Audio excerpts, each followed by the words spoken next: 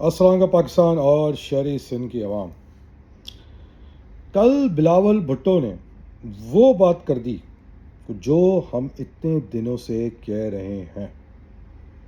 بلاول بھٹو نے کل اپنی پریس کانفرنس میں اس بات کا اعتراف کر دیا کہ سندھی قوم پرست طالبان اور بلوچوں کے ساتھ ملے ہوئے ہیں، اور آپ کو پتہ یہ دونوں پاکستان کی دشمن ایجنسیوں کے ساتھ مل کے پاکستان کے اندر افراتفری مچا رہے ہیں. بلاول بھٹو نے کل کی اپنی پریس کانفرنس میں اس بات کا بھی اندیہ دے دیا کہ یہ سندھی قوم پرست کراچی کے اندر حالات خراب کر سکتے ہیں. صرف کراچی میں کیوں، اندرون سندھ کے اندر کیوں نہیں؟ شاید یہی بات بلاول بھٹو کی کسی کو ہضم نہیں ہوئی. بلاول بھٹو نے اپنے اس سٹیٹمنٹ سے اپنے دو نقصان کیے. پہلا نقصان، اس نے اس بات کو ثابت کر دیا جو کہ ہم جیسے لوگ سے کہہ رہے ہیں کہ سندھی قوم پرست سندھو دیش بنانا چاہتے ہیں اور یہ ملک کے غدار ہیں، اور اسی لیے امپورٹنٹ ہے کہ یہ صوبے بنا کے ان کی طاقت کو ناکام بنایا جائے. مگر بلاول بھٹو نے اگر اپنے سٹیٹمنٹ کے اندر ریاست کو یا کراچی کو دھمکی دینے کی کوشش کی ہے تو بلاول بھٹو نے بہت ہی احمقانہ غلطی کی. ایسا میں کل رات سوچ رہا تھا. میں نے کچھ لوگوں کو مشورہ کیا کہ بلاول بھٹو کے اسٹیٹمنٹ کا کیا مقصد تھا، مگر یہ بات ثابت ہو گئی اگلے دن جب بلاول بھٹو نے آج صبح اسمبلی میں جاتے ہوئے اپنے بیان کی معافی مانگی. اب سمجھ نہیں آیا کہ وہ یہ معافی ریاست سے مانگ رہے تھے یا وہ یہ معافی سندھی قوم پرستوں سے مانگ رہے تھے. مجھے پورا یقین ہے کہ اگر وہ معافی مانگ بھی لیں تو یہ بات انہوں نے خود اپنی زبان سے اسٹیبلش کر دی ہے کہ سندھی قوم پرست پاکستان کے خلاف متحرک ہوئے ہوئے اور وہ اس کے حالات خراب کر سکتے ہیں. حالات کیوں خراب کر سکتے ہیں، اس پہ آ جاتے ہیں.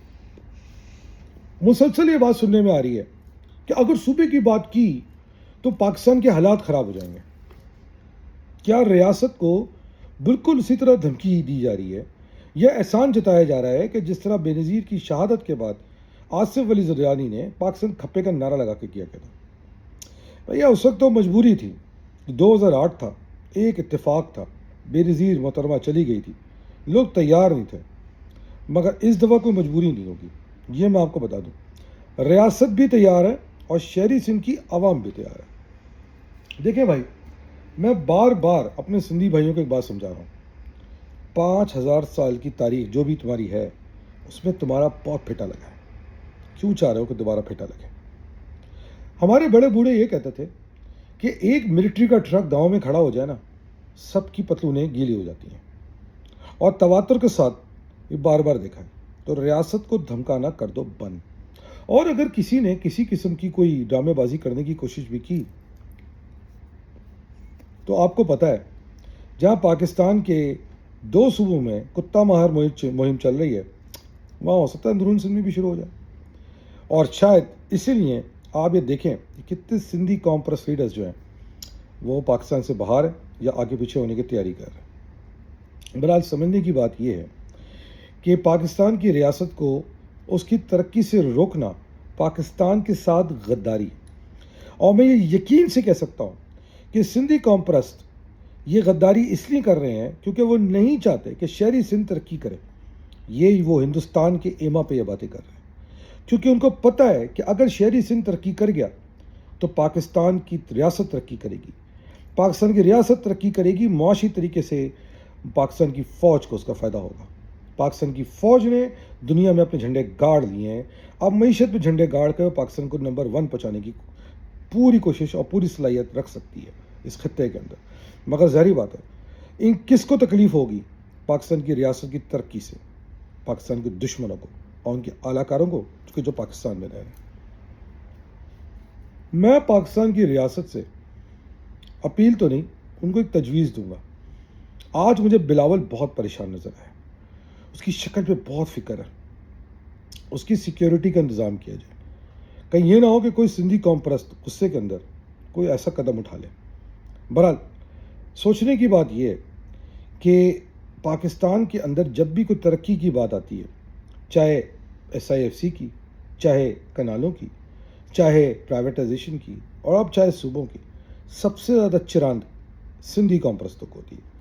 بلاول کی بات سے ایک اور بات ثابت ہو گئی ہے کہ سندھی قوم پرست بلاول کی بی ٹیم ہے، کیونکہ جب ہم نے کل اس بات کو پوسٹ کیا تو سندھی قوم پرستوں کو اس وقت اس بات کا اندازہ ہوا کہ کئیوں نے آ کے مجھے پرائیویٹ میں میسج کر کے بولا کہ دانش بھائی آپ بالکل ہمیں صحیح کہتے تھے کہ یہ پیپلز پارٹی ہمیں کانڈم کی طرح یوز کر کے پھینک دے گی۔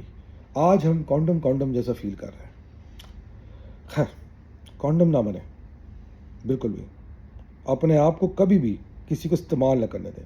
میں بار بار آپ کو یہ بات سمجھا رہا ہوں، غلامی کے توق توڑیں۔ یہ مزید صوبے بنیں گے تو آپ کو بھی فائدہ ہوگا۔ کب تک بے نظیر انکم سپورٹ پروگرام پہ، کب تک بھیک پہ، کب تک رشوت پہ، کب تک حرام کی کمائی پہ جیو گے؟ اپنی قسمتیں پازیٹیولی حلال کی کمائی کے ساتھ بھی تو بنائی جا سکتی ہیں۔ میری بات سمجھانا ہمارا کام ہے۔ دیکھو بھائی، ہمارا کام تمہیں بتانا ہے، تمہیں آگاہی دینا ہے، تاکہ کل تم یہ نہ کہو ہمیں کسی نے بتایا نہیں تھا۔